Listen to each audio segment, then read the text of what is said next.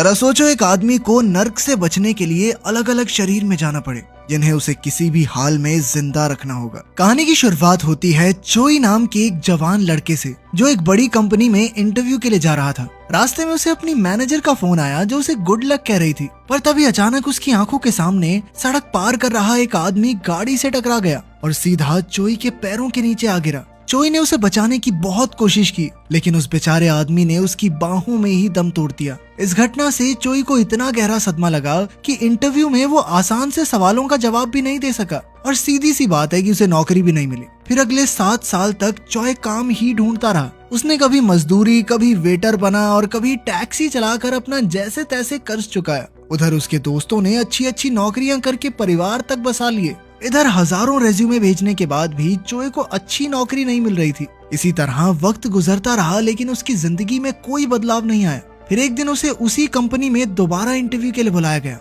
जहां वो 7 साल पहले गया था। जब मैनेजर ने देखा कि वो इतने साल से लगातार अलग अलग छोटे मोटे काम करके गुजारा कर रहा है, तो वो चोई की लगन से काफी प्रभावित हुआ। ये देखकर एक बार फिर चोई की उम्मीद जाग गई। लेकिन फिर थोड़ी देर बाद ही उसे खबर मिली कि जिस कंपनी में उसने पैसे इन्वेस्ट किए थे वो तो ठप हो गई है और उसका सारा पैसा डूब गया। ये सुनकर वो गुस्से से भर गया और सीधा इन्वेस्टर के घर जाकर गुस्से में उसका दरवाजा तोड़ने लगा। तभी पड़ोसियों ने उस पर पुलिस बुलवा दी। बेचारे चोई की जिंदगी में कुछ भी अच्छा नहीं हो रहा था। अब चोई हताश होकर अपनी मंगेतर जेनी के घर गया तो उसने देखा कि वो किसी दूसरे आदमी की महंगी गाड़ी से उतर रही थी। जब जेनी ने चोई को देखा तो उसने चोई की मदद करने के लिए उसे कुछ पैसे दिए, लेकिन चोई ने उससे नाराज होकर कहा कि वो उसे भूल जाए, क्योंकि वो नहीं चाहता कि जेनी अपनी जिंदगी एक नाकाम इंसान के साथ बिताए। फिर जब चोई वापस अपने घर पहुंचा तो उसने देखा कि उसका सारा सामान दरवाजे के बाहर पड़ा था। असल में मकान मालिक ने किराया न देने की वजह से उसे घर से निकाल दिया था। फिर अगली सुबह चोई को उसी कंपनी का मैसेज आया कि वो नौकरी के लिए भी सिलेक्ट नहीं हुआ।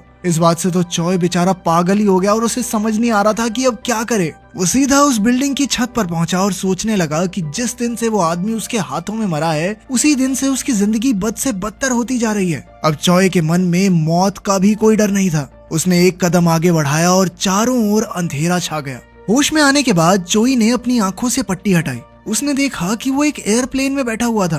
फिर उसने मॉनिटर पर देखा कि ये चेहरा उसका नहीं था, बल्कि वो किसी और के शरीर में आ गया था। तभी एक लड़की उसके सामने आई और उसका आखिरी खत पढ़ने लगी। उसने कहा कि चोई अब मर चुका है, लेकिन उसका ये मानना था कि मर जाने से इंसान के हिस्से का दर्द खत्म नहीं हो जाता। इसके बाद वो चोई को एक ऐसी जगह ले गई जहां वो असल में तकलीफ महसूस कर सके। इस वक्त वो दोनों एक ऊंचे टावर पर थे जहां नीचे से दर्दनाक चीखने चिल्लाने की आवाजें आ रही थी। उसने बताया कि वो मौत की देवी है और वो चोई को अपनी मौत का फैसला खुद करने के जुर्म में सजा देने आई है। इसके बाद उसने चोई को नीचे फेंक दिया और वो सीधा वहशी जानवरों से भरे एक दलदल में जा गिरा। चोई ने चीखते हुए इन राक्षसों का सामना किया और अचानक से वो वापस एयरप्लेन के कैबिन में पहुंच गया। फिर मौत की देवी हेल ने कहा कि अब सजा के तौर पर उसे 12 लोगों के जिस्म में जाकर 12 बार मरना होगा। अगर वो नर्क से बचना चाहता है तो उसे इन 12 मौकों में से किसी एक में जिंदा बचने की कोशिश करनी होगी। इससे पहले कि चोई कुछ कहता, हेल गायब हो गई। तभी अचानक प्लेन का इंजन बुरी तरह हिलने लगा तो चोई ने डर के मारे लाइफ जैकेट पहन ली, जबकि फ्लाइट अटेंडेंट ने उसे समझाया कि ये सिर्फ टर्बुलेंस है। खैर जल्द ही सब कुछ ठीक हो गया। चोई प्लेन में घूमा तो उसे इतनी महंगी चीजें देखकर काफी हैरानी हुई। तभी अचानक एक चमकती हुई चीज उसके सामने आई जो उस शख्स की यादों और काबिलियत से भरी हुई थी, जिसके जिस्म में वो अब जी रहा है। तब चोई को पता चला कि जिस कंपनी में वो इतने सालों से नौकरी करना चाहता था, अब वो उसी कंपनी के मालिक के दूसरे बेटे के शरीर में है। उसने सोचा अब तो वो अपनी जिंदगी इस दौलत के साथ आराम से गुजार सकता है, इसीलिए उसने ऐसे ही जीने का फैसला किया। लेकिन तभी अचानक प्लेन का इंजन फट गया। चोई ने अपनी सीट पर जाकर सीट बेल्ट लगाई, मगर अचानक प्लेन में जबरदस्त धमाका हुआ और चोई आग में झुलसकर मारा गया। इसके बाद जब उसकी आंख खुली तो वो चोई के रूप में एक चमकदार दरवाजे के सामने बैठा था जो सीधा नर्क की तरफ जाता था। वहीं मौत की देवी हेल एक टेबल पर बैठकर एक बंदूक में गोलियां लोड कर रही थी, जिसकी मदद से वो उसे बार बार मार कर दूसरे जिस्म में भेजती। मगर चोई को इस खेल के रूल्स ही समझ नहीं आ रहे थे। उसने कहा कि अगर वो हर बार भयानक मौत ही मरने वाला है तो वो जिंदा कैसे बचेगा। मगर हेल ने कहा कि ये तुम्हारी सिरदर्दी है, मेरी नहीं। फिर वो चोई को नर्क की सैर पर ले गई जहाँ चारों ओर धधकती आग जल रही थी और हर तरफ से चीखने चिल्लाने की आवाजें। फिर हेल ने कहा कि उसकी गलती यही है कि इससे पहले मौत उस तक पहुंचती वो खुद ही मौत के पास पहुंच गया। इसीलिए अब सजा तो भुगतनी होगी। फिर हेल ने उसे गोली मार दी और अचानक चॉय ने देखा कि वो आसमान से नीचे गिर रहा था। तभी वो चमकता पत्थर उसके दिमाग में घुसा तो उसे पता चला कि वो बेहद खतरनाक स्टंट्स करने वाले एक आदमी के शरीर में आ गया था। इस वक्त वो बिना पैराशूट के आसमान से कूदने का स्टंट कर रहा था, जिसे दुनिया भर के लोग देख रहे थे। अगर वो जिंदा बच गया तो उसके स्पॉन्सर उसे ढेर सारा पैसा देंगे। उस आदमी की काबिलियत पाकर चॉय को लगा कि शायद वो ये स्टंट कर सकता है, लेकिन वो नेट में गिरने की बजाय कहीं दूर जा टकराया और उसकी मौके पर ही मौत हो गई। उसकी आंख खुली तो वो फिर नर्क के दरवाजे पर था। वो बहुत गुस्से में था क्योंकि उसके पास अपनी जान बचाने का मौका ही नहीं था। हवा में तो पैदा हुआ हूं मैं। चॉय ने कहा कि उसकी असल जिंदगी में उसने दुख के अलावा और कुछ नहीं देखा। वो एक गरीब घर में पैदा हुआ, उसे कभी ढंग की नौकरी नहीं मिली और तो और उसने अपनी मंगेतर को भी खो दिया। मगर हेल को इससे कोई फर्क नहीं पड़ा और उसने फिर से चॉय पर बंदूक चला दी। इस बार चॉय एक स्कूल के लड़के के शरीर में था। उसने देखा कि एक लड़का उसी स्टंट परफॉर्मर की वीडियो देखकर उसकी मौत पर हंस रहा था। अभी चमकता पत्थर उसके दिमाग में घुसा तो पता चला कि उसके पिता की मौत हो चुकी है और वो अपनी माँ के साथ रहता है। उसकी माँ दिन रात मेहनत करती है, लेकिन उसे स्कूल जाना बिल्कुल पसंद नहीं क्योंकि कुछ शैतान बच्चे रोज उसे परेशान करते हैं। एक दिन पिटने के बाद वो इतना हताश हो गया कि उसने कुछ गलत कर लिया। अब चॉय उसकी मौत से पहले उसके शरीर में आ गया था। उसने सोचा कि अगर वो इस बार बच गया तो उसे नर्क में नहीं जाना पड़ेगा और वो एक नई जिंदगी की शुरुआत कर सकता है। लेकिन तभी जेम्स नाम के एक लड़के ने उसे फिर परेशान करना शुरू कर दिया। तब चॉय ने गुस्से में कुर्सी उठाकर उसे सबक सिखाना चाहा, पर जेम्स के साथियों ने उस पर हमला कर दिया और कोई उसकी मदद के लिए नहीं आया। बाद में चॉय ने सोचा कि बचने के लिए उसे किसी ताकतवर लड़की का सहारा लेना होगा। खैर, जब वो घर पहुंचा तो गरीबी की हालत देखकर उसे अपनी माँ की याद आ गई। जब वो उस लड़के की माँ के साथ खाना खा रहा था तो वो अपनी माँ की मजबूरियां याद करके रोने लगा। फिर शाम को उसे जेम्स का मैसेज आया जो उसे परेशान करके पैसे मांग रहा था। खैर, अगले दिन वो जेम्स के एक साथी से मिला तो उसने बताया कि जेम्स 11वीं क्लास के एक ताकतवर लड़के का दोस्त है और उसके दम पर ही वो सबको परेशान करता है। फिर लंच के दौरान जेम्स ने फिर चॉय को परेशान किया तो चॉय ने सबके सामने उसके सर पर नूडल्स गिरा दी। जेम्स ने गुस्से में अपने साथी को चॉय पर हमला करने को कहा, मगर उसने तो साफ इनकार कर दिया। असल में चॉय ने ही उसे बीच में आने से मना किया था क्योंकि अब वो सब कुछ खुद करने वाला था। उधर जेम्स 11वीं क्लास के लीडर टॉम से मदद मांगने गया तो टॉम अपनी गैंग के साथ चॉय को सबक सिखाने पहुंचा। लेकिन चॉय को देखते ही वो हैरान रह गया कि क्या जेम्स एक छोटे से लड़के से अकेला नहीं निपट सकता। इस पर जेम्स शर्मिंदा हो गया।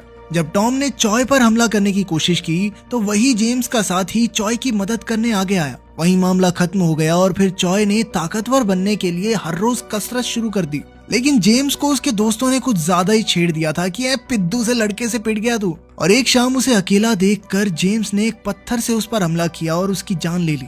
एक बार फिर चॉय की आंख नर्क के दरवाजे पर खुली और अचानक उसके सर में गोली लगी। इस बार वो फिर एक नए शरीर में पहुंचा जहां वो एक कुर्सी से बंधा हुआ था और उसके सर पर कपड़ा था। उसके आसपास मौजूद गुंडे उस पर अत्याचार करते हुए लड़की और पैसों का ठिकाना पूछ रहे थे। जैसे ही वो चॉय को हथौड़े से मारने वाले थे तो अचानक चमकता पत्थर उसके दिमाग में घुसा। चॉय को पता चला कि इस बार वो एक सीरियल किलर के शरीर में था जिसे अपने बॉस की गर्लफ्रेंड से प्यार हो गया था। उस लड़की ने भागने में उसकी मदद मांगी तो चॉय ने बॉस के $10 मिलियन चुरा कर लड़की को दिए और उसे एक सुरक्षित जगह पर छुपा दिया।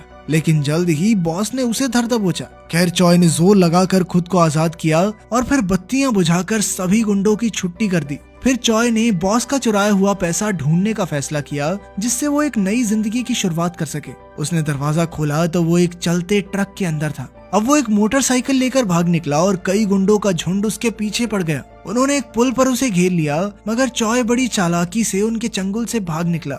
मगर फिर भी कुछ गुंडे उसके पीछे आ गए तो वो सीधा एक बिल्डिंग की छत पर पहुंचा और वहां से एक पूल में जा कूदा। बॉस ने उसे तुरंत पकड़ने का हुक्म दिया। इधर चॉय भागकर समुद्र किनारे पहुंचा तो बॉस की गर्लफ्रेंड ने आकर उसे गले लगा लिया। जब चॉय ने उसे बताया कि सारे पैसे गुब्बारों वाली बोट पर हैं, तो अचानक लड़की ने उसे गोली मार दी। एक बार फिर से चॉय नर्क की चौखट पर गिरा हुआ था और हेल उस पर हंस रही थी। लेकिन चॉय भी इतना बेवकूफ नहीं था। असल में उसने लड़की को पैसों का असली पता बताया ही नहीं था और अब वो अगली जिंदगी में पैसे ढूंढेगा। इसके बाद वो एक जेल के कैदी के शरीर में आया जहां उसके साथियों ने उसे संभल कर रहने को कहा क्योंकि एक सरफिरा हत्यारा उसके रिहा होने के 4 दिन पहले ही उसे मार डालेगा। तभी वो सिरफिरा कमरे में आया तो चॉय ने देखा कि ये तो जेम्स था, वही लड़का जो उसे क्लास में परेशान करता था।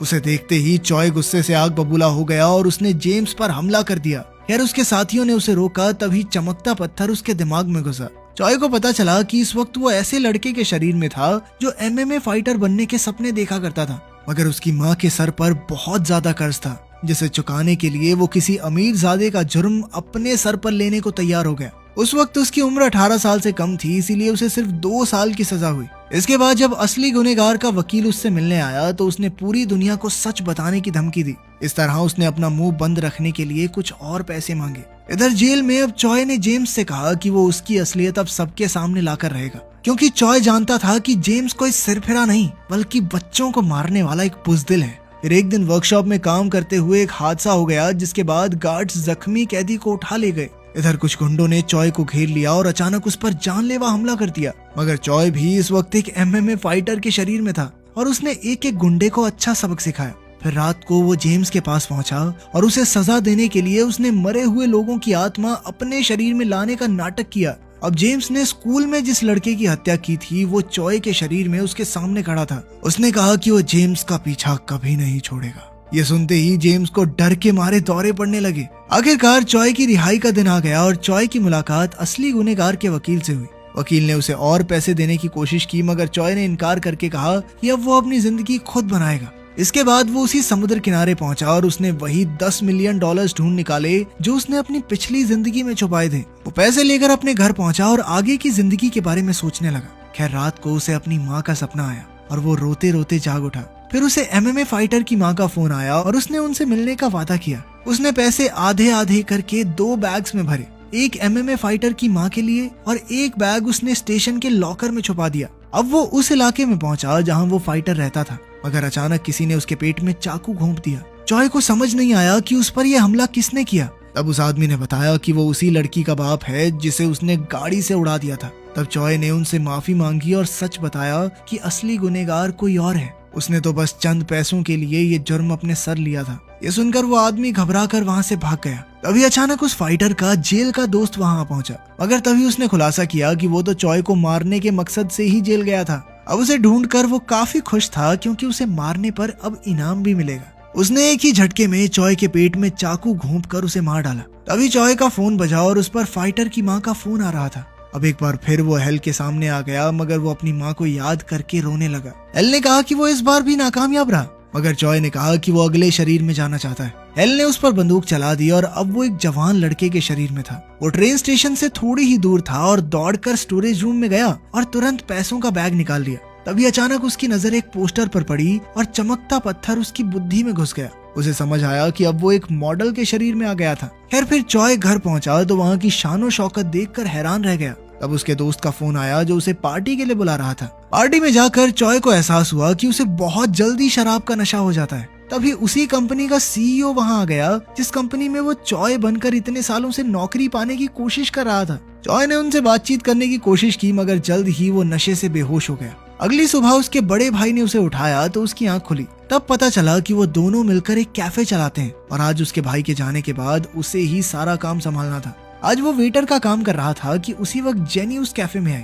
जब वो चॉय के रूप में जिंदा था तो जेनी उसकी मंगेतर थी। उसे देखकर चॉय की धड़कनें बढ़ने लगी और उसे अपना प्यार याद आया। उसे याद आया कि कैसे वो पहली बार जेनी से मिला था। उस दिन जेनी की किताब के पन्ने उड़ गए थे तो चॉय ने उसकी मदद की थी। फिर उसे याद आया कि कैसे उसने जेनी को आगे बढ़ जाने को कहा था, क्योंकि उसके हिसाब से वो 1 नंबर का निठल्ला था। जब चॉय के भाई ने देखा कि चॉय जेनी को देखकर घबरा गया था तो उसने चॉय को बताया कि जेनी एक मशहूर राइटर है।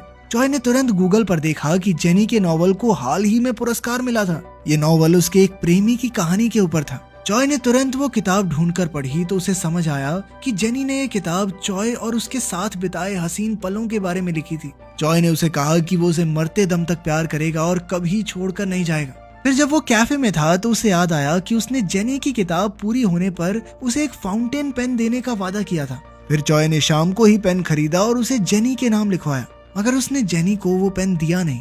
इसके बाद चॉय ने उसी आदमी को देखा जो उस दिन जेनी को घर छोड़ने आया था। वो अपने परिवार के साथ था और उसने जेनी को अपनी बहन बताया। ये सुनकर चॉय को एहसास हुआ कि उससे कितनी बड़ी गलती हो गई थी। फिर अगले दिन चॉय जेनी के लिए खास चाय लेकर उससे मिलने गया। उसने कहा कि वो उसकी नई किताब के लिए उसे एक कहानी सुनाना चाहता है। फिर उसने एक आदमी की कहानी सुनाई जो एक के बाद एक अलग अलग शरीर में जाकर मौत का सामना कर रहा था। उसने सब कुछ इतनी बारीकी से बताया कि जेनी उससे बेहद प्रभावित हुई। जेनी ने उससे इस शख्स का नाम पूछा, मगर चॉय ने बात बदलते हुए उससे उसका ऑटोग्राफ मांगा। तभी उसने देखा कि जेनी वही फाउंटेन पेन इस्तेमाल कर रही थी। असल में ये पेन उसे चॉय की माँ ने दिया था। उस दिन के बाद चॉय जेनी से हर रोज मिलने लगा और उसे हीरो के हर दिन की कहानी सुनाने लगा। जेनी ये देखकर हैरान थी कि ये सब कुछ एकदम असली लग रहा था। फिर एक दिन बारिश हो रही थी तो चॉय ने जेनी को एक लाल छाता तोहफे में दिया। इसके बाद वो कैफे में लौटा तो एक वेट्रेस से कांच का ग्लास टूट गया।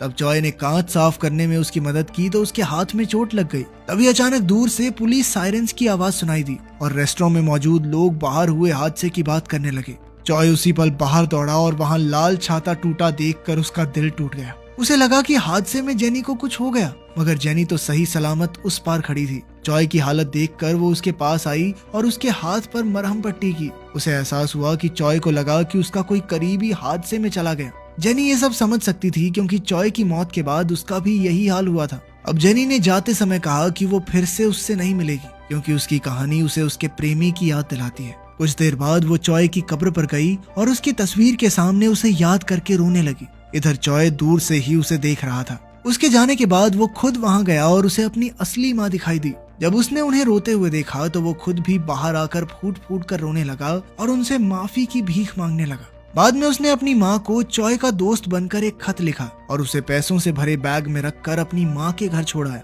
फिर अगले दिन वो जेनी से मिला तो उसे आगे की कहानी सुनाई। उसे सुनकर जेनी बेहद खुश थी और फिर चॉय उसे घर छोड़ने गया। रास्ते में जेनी ने कहा कि वो दुआ करेगी कि हीरो की कहानी का अंत अच्छा हो। तब उसे याद आया कि जब चॉय वेटर हुआ करता था तो जेनी ने उसे अपने दोस्तों से मिलवाया था। उसे फर्क नहीं पड़ता था कि चॉय एक वेटर है क्योंकि उसकी नजरों में चॉय की मेहनत सबसे बढ़कर थी। लेकिन चॉय तो यही सोचता रहा कि जेनी उसकी मौत से उभर जाएगी। खैर अब चॉय को अपनी गलती का एहसास हुआ और उसने जेनी से तहे दिल से जाकर माफी मांगी। उसने कहा कि उसने हमेशा जेनी से ही प्यार किया है। फिर उसने जेनी को सब कुछ सच बता दिया कि वही असली चॉय है और उसके साथ जो कुछ भी हुआ वो एक कहानी नहीं बल्कि सच है। उसने वादा किया कि अब वो जेनी को छोड़कर कहीं नहीं जाने वाला। लेकिन तभी अचानक एक गाड़ी उसके सामने आ खड़ी हुई। उसमें उसी कंपनी का मालिक था जिसमें चॉय ने इंटरव्यू दिया था। और तब चॉय को एहसास हुआ कि जितनी बार भी वो अलग अलग शरीर में आया वो इस आदमी से किसी न किसी रूप में जरूर मिलता है। जब एयरप्लेन हादसा हुआ तो शायद उसमें इस आदमी का हाथ था। इस बार उसने जेनी पर गाड़ी चढ़ा दी और फिर चॉय को भी बेरहमी से मार डाला।